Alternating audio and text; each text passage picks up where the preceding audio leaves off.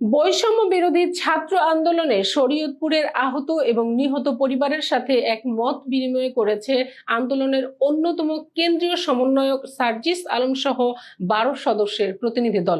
আজ বুধবার 18ই সেপ্টেম্বর দুপুরে শহরের দুবাই প্লাজার দ্বিতীয় তলায় চিকন্দি ফুড পার্কে জেলার স্থানীয় ছাত্র সমন্বয়ক ও আন্দোলনের নিহত ও আহত পরিবারের সঙ্গে এ মত বিনিময় করা হয়। 12 সদস্যের টিমে সমন্বয়ক সার্জিস আলম সহ উপস্থিত ছিলেন সাব্বির রহমান, সামিয়া মাসুদ মুমু, মুবাশশিরুজ্জামান হাসান মৃধা, আব্দুর রহমান, মোহাম্মদ হৃদয় হাসান, শ্যামলী সুলতানা জেদনি, তাসনিমুল আলম, কাজী ইসমাইল হোসেন রুদ্র, আব্দুল্লাহ সালেহিন অয়ন, নাইমুল ইসলাম ও ইমন হাসান সহ অন্যান্যরা।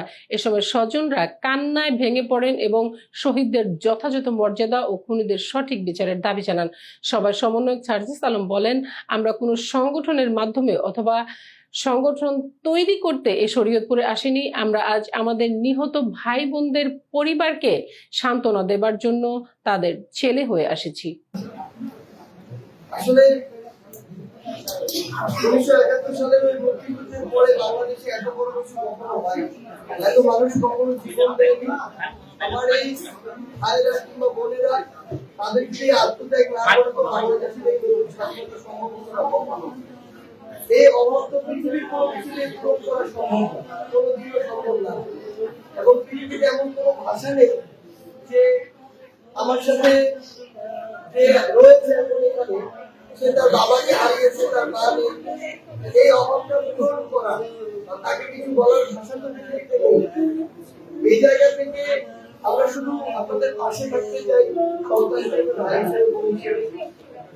এবং যে কোনো প্রয়োজনে আমরা পাশে থাকতে চাই। এই জন্যই আমাদের আশা, এবং অবশ্যই আমরা বিশ্বাস করি যে আল্লাহ তাদেরকে শহীদ হিসেবে কবুল করেছেন এবং তারা এই পৃথিবী বা এই দেশের মানুষের ভালোর জন্য অবশ্যই তারা এখন জান্নাতে রয়েছে।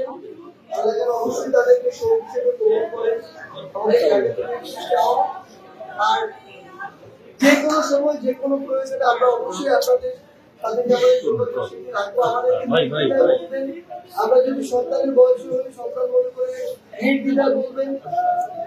আপনাদের যদি ভাই হারিয়ে থাকেন, কাছের পরিবারের মানুষকে হারিয়ে থাকেন, আমাদেরকে পরিবারের একজন মানুষ মনে করে বলবেন।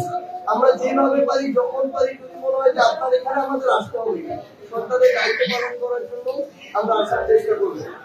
এইটুকু বলতে আশা আমরা সবসময় আমাদের জন্য, আমাদের এই দেশের জন্য, আমাদের এই ভাইরা জীবন দিয়েছেন। আমরা এখন আমাদের জায়গা থেকে আপনাদের জন্য যে কোনো কিছু করতে আমরা প্রস্তুত আছি। আপনার শুধু যেটুকু আপনাদের এখন মনে হয় আমাদেরকে